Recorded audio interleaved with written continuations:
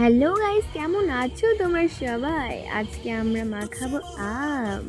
বহুকাল পর গাইস, আমাদের মানে বলে না, কথায় আছে না যে যাদের বাড়িতে আম থাকে, আম গাছ থাকে, তাদের মানে আম খেতে ইচ্ছা করে। তেমন সব রকম ফলই, আম হোক বা যে কোনো কিছুই হোক, বাড়িতে থাকতে পারে, খেতে ইচ্ছে করে না। তো আজকে আমাদের হট করে প্ল্যানিং হলো যে আজকে আমরা আম মাখা খাবো। আম মাখা যেহেতু দিদিও এসছে, মানে দিদিও বলছিল যে চল আজকে একটু আম মাখা করি। তো সেহেতু আজকে ভাবলাম যে করাই যাক একটু আম মাখা।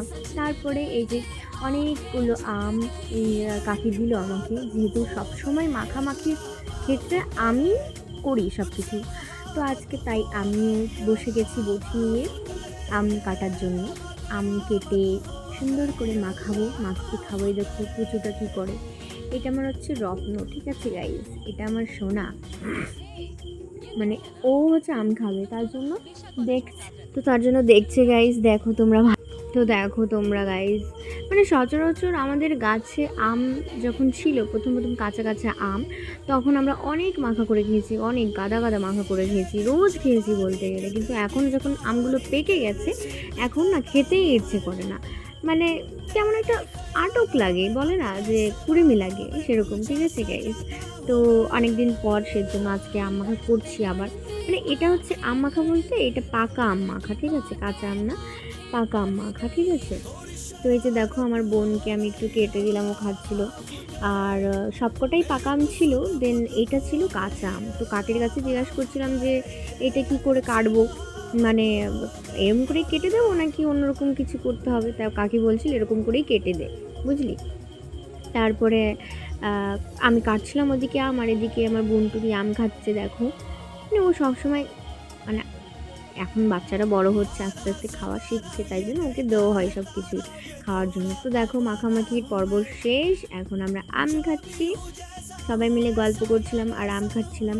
আজকে খুব গরম পড়েছে গাইস, খুব। তোমাদের ওই দিকটায় কেমন গরম পড়েছে আমাকে আমাকে একটু অবশ্যই জানাবে।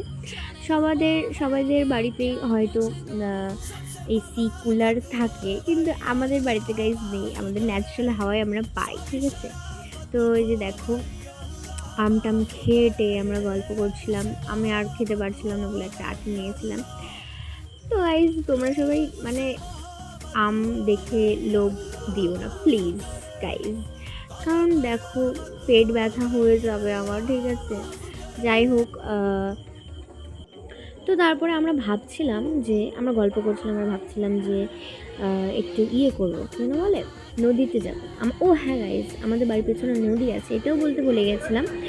আমাদের বাড়ির পেছনে নদী আছে, তো সেখানে ভাবছিলাম একটু যে যাবো স্নান করতে, কিন্তু পরে শুনলাম যে নদীর অবস্থা খুবই খারাপ।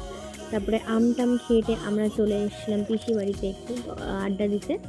তো এই যে দেখো পিসি বাড়ি চলে এসেছি গাইস। গল্পটা এই অবধি ছিল, তোমাদের কেমন লেগেছে আমাকে অবশ্যই জানাবে। আর ভালো লাগলে লাইক, কমেন্ট, শেয়ার আর সাবস্ক্রাইবটা করে দিও। আর এখানেই শেষ করলাম, টাটা বাই।